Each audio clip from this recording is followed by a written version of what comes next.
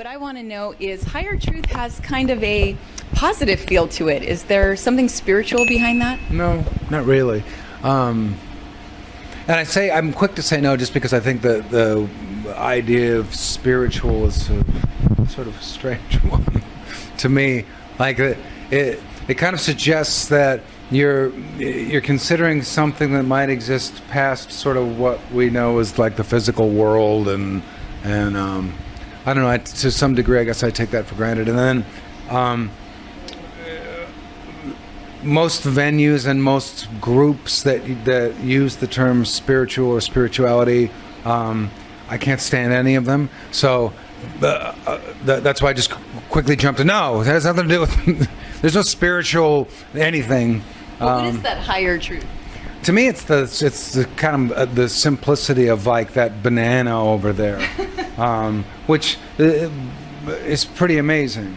And that sounds like a stupid thing to say, but it's true. It's pretty amazing how it got here, and or just what always occurs to me is children, having children, watching them grow up, seeing them as babies, taking this almost kind of smug, sort of superior attitude that the adults take around children as though they're smarter, while observing at the same time all of the areas where children are actually much smarter than adults, and the big smart adults not really seeing it. And it's that sort of simplicity, it's that banana that's in front of you, it's that they're living in the moment and seeing everything sort of that is right there. They're not complicating anything, they're not preoccupied with things that are completely unnecessary, therefore they're kind of there and open to see sort of the miracles of life. Like when I was 5, my 5th birthday actually, on my birthday,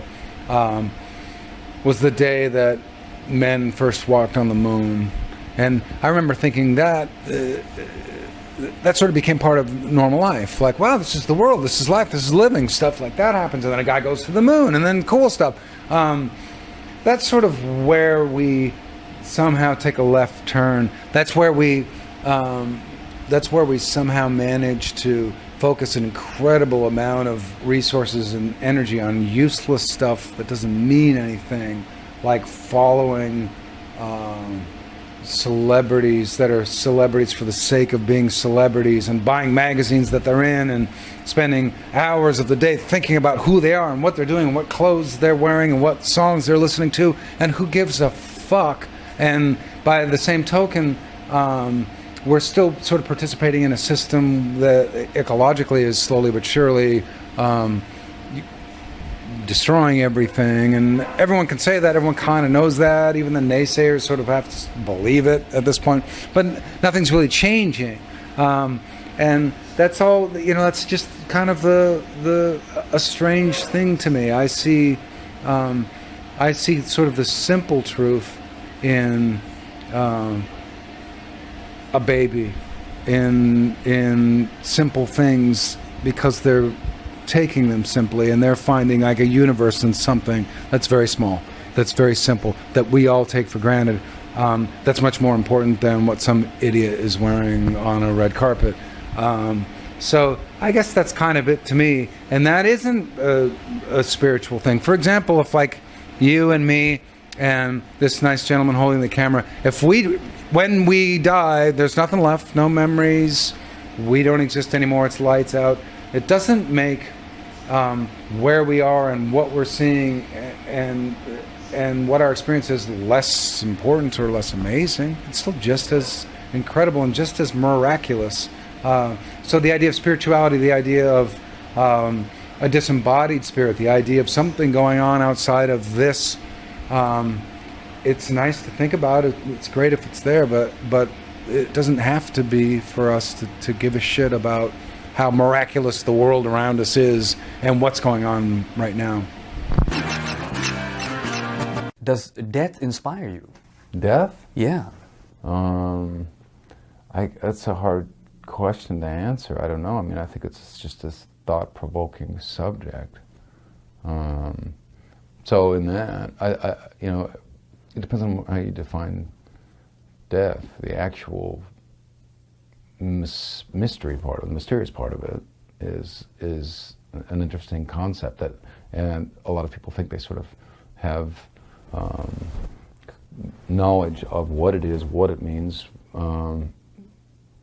They certainly, you know, there are a lot of people, billions of people that have beliefs in what it means, and for me, you know, it's incredible that there is this phenomenon that happens to millions of people every day. It's going to happen to all of us without fail.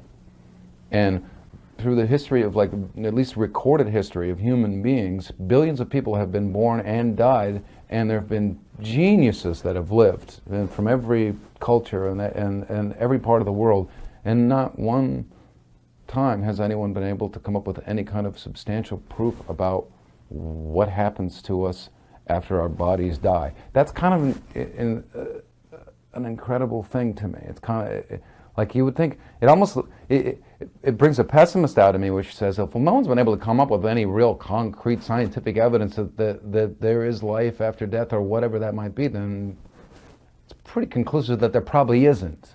And then there's another side of me that just intrinsically doesn't believe that that is possible, that we're sort of people with neurons firing, and when our heart stops, that's it. You know, so I suppose in terms of it being thought-provoking and interesting, that it can be inspiring in terms of writing lyrics, and it's a very mysterious thing.